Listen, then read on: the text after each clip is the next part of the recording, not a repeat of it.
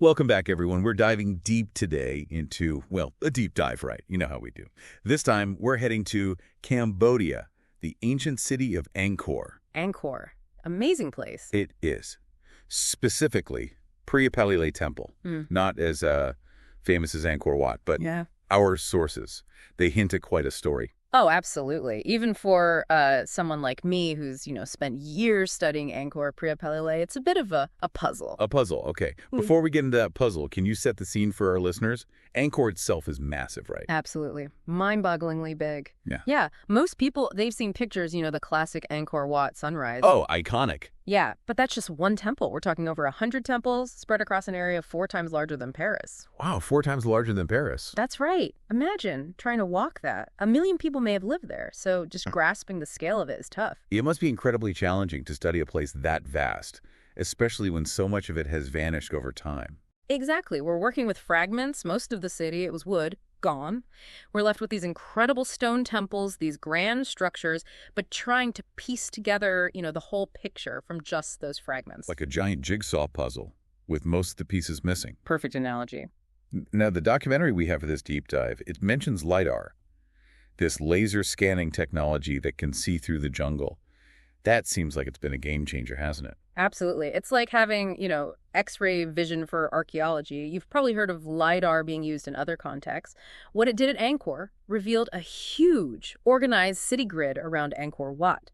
Mounds for houses, ponds for water. So not just temples in the jungle, but a bustling city. A meticulously planned metropolis. And get this, LiDAR, it's helped unlock some of Prah Palilay's secrets, too. How so? They found those same mysterious earthen mounds at other locations, Phnom Kulen, for example, and Lyar, a previously unknown temple related to Prah Palilay, all thanks to LiDAR. It makes you wonder what else is still hidden out there, right? Incredible. Okay, let's get to our star of the show today, Prah Palilay itself. One thing that struck me in the sources is the mystery around its construction date. Some say Jayavarman VII, others. They think much older, maybe even Jayavarman II. Why is there so much debate? Good question. Part of it, the architecture. Prah Palilay, it's got this unique blend of Hindu and Buddhist elements, not unusual in Angkor, but it makes pinpointing a precise date tricky. So we've got different interpretations, plus Angkor, it went through, well, various religious shifts over time. Exactly. It wasn't static, frozen in time. Imagine a place where different religious beliefs and practices, they coexisted, they evolved over centuries. That's Angkor and Prah Palilay. It reflects that dynamism with its blend of styles, the symbolism. Okay, I'm really starting to see why you called it a puzzle. So let's get into some specifics. Prah Palilay, located in Angkor Thom, which was like a city within a city, right? Yeah, a walled city within the larger Angkor complex. And it's near where the royal palace would have been, which I imagine means it was a pretty important temple. Precisely. Not just any temple. No, it held a place of significance, that's for sure. You know, when I was looking at the visuals, those naga balustrades, they're just stunning. The detail, the way those mythical serpents seem to guard the temple, it's like straight out of a legend. Tell us about the architecture. Okay, so it sits on this cross-shaped terrace with those beautiful naga balustrades. It has a single entrance tower made of sandstone, a Gopura, common in Khmer architecture. Then you have a laterite enclosure surrounding the central sanctuary. Laterite's that reddish soil they used a lot in Angkor. Right. Oh, and there's a Buddha statue, but that was added later. So even within the temple itself, different periods, different influences. Exactly. That central tower, for instance, with that chimney shape. Might be a later addition, too. And then there are the pediments, those decorative panels above the doorways. Some are amazingly well preserved. They depict scenes from the Buddha's life. But the carvings on the inner sanctuary, much more ruined. That contrast between those pristine Buddha pediments and the worn inner sanctuary carvings, it's fascinating. It makes me think that Prah Palilay, it wasn't built all at once, right? It evolved over time, reflecting Angkor's changing religious landscape, a place where Hinduism and Buddhism, they coexisted. Maybe even within this one temple. What do you think? That's a fantastic observation, yeah. It reinforces this idea that Prah Palilay, it wasn't just this single creation. It was a living place that changed over time, like layers of history stacked on top of each other, each layer telling its own part of the story. That's a really powerful image. It's not just about the stones, but the people, the beliefs, the changes that happened over centuries. Exactly, and that's what makes studying a place like Prah Palilay is so fascinating. We're not looking at a snapshot, we're looking at a process, a story that's still unfolding as we learn more. So before we dive deeper into that story, I want to ask our listeners, what stands out to you so far about Prah Palilay? What's piquing your curiosity as we explore this enigmatic temple? Hold on to that thought. We'll be right back after a short break. You know, what really strikes me about Prah Palilay is it challenges those assumptions about what a temple should be. You know, it's not Angkor Wat, this massive monument. It's almost hidden away, intimate. Yeah, that sense of discovery, it definitely adds to the appeal. A hidden gem, right? And it shifts the focus, too. A lot of the sources, they talk about Angkor's grand narrative, kings, conquests.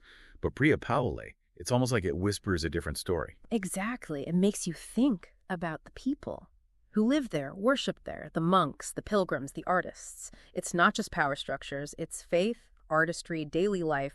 We're getting these glimpses into individual stories, you know, the ones that make up the bigger picture. So by looking at this smaller temple, we actually get a more, personal view of life in Angkor. Precisely. It's like a microcosm of Angkor, a glimpse into everyday life, their beliefs, the art. You know, one thing that really struck me, the encyclopedia mentions that Prah Palilay was partially restored in the 20th century. They use this technique, anastylosis, where they basically take the whole thing apart and rebuild it with the original stones. Can you imagine the patience? Incredible. Meticulous process. Yeah. They have to document every single thing and understand the original building techniques. Amazing. Amazing they were able to do it with a temple as complex as Prah Palilay. It makes you appreciate the dedication of those archaeologists. They're preserving history, art, culture for us. Absolutely. Couldn't agree more. Okay, back to those mysterious earthen mounds. Near Prah Palilay, and you mentioned Phunam Kuil and other locations. The documentary touched on them, but what are your thoughts? Mounds, yeah. Yeah. Big debate among archaeologists. Some think maybe funerary structures, burial mounds, platforms for cremations. Others, they think maybe something else entirely. Water management, agriculture. Who knows? So we have these mounds near Yeah. temples, but we don't know what they were for. Does that proximity to Prah Palilay to other temples, does it mean anything? That's the million-dollar question, right? It's certainly possible. Maybe they had a religious function, you know, connected to the temples. Or maybe, I don't know, they were more practical, supporting the communities that lived around the temples. It's like we're looking at puzzle pieces, trying to figure out how they fit.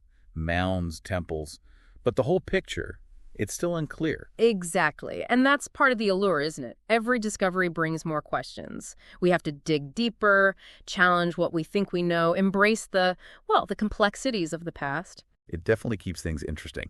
It's a good reminder that when it comes to Angkor, we don't have all the answers. And Prah Palilay, with its Hindu and Buddhist elements, the uncertainty around its construction date, those mounds, it's all a big mystery. It's a place where past and present meet, where you can almost hear those echoes of ancient beliefs, those practices, and just marvel at human creativity. Now, listeners, time for you to chime in. What's grabbed your attention about Prah Palilay? The mounds, the different religious elements, something else entirely. What's resonating with you as we explore this corner of Angkor? Keep that in mind. We'll be back with more in just a bit. You know, even with, everything else going on at Angkor, it's amazing how Prah Palilay offers the sense of intimacy, of connection. It's not just about the size, the grandeur. It's the small things, the light on the stone, those moments where you just feel, connected to the past. You really feel that there. I keep thinking back to those pediments, especially the one with the Buddha receiving rice milk from Sujata. Such a simple act, but it says so much. It's like the human heart of these ancient places. Exactly. They weren't just monuments, cold and imposing. They were places where people lived, worshipped, experienced all those emotions, the joy, the sorrow, the hope. And that pediment, it's about compassion, human connection, something that resonates, even now. History's about people, not just, dates and events. And Prah Palilay, with its peaceful setting, that mix of Hindu and Buddhist, all the mystery, it really highlights that human element. It does. And as we wrap up, I want to encourage our listeners to hold on to that sense of wonder, the curiosity. Angkor, it keeps revealing its secrets. And Prah Palilay, with its unique story, it's a perfect example of that. That discovery never really ends. That's a great way to put it. It never ends. And on that note, we'll say goodbye for now. Thanks for joining us on this deep dive into Prah Palilay. We hope you enjoyed it.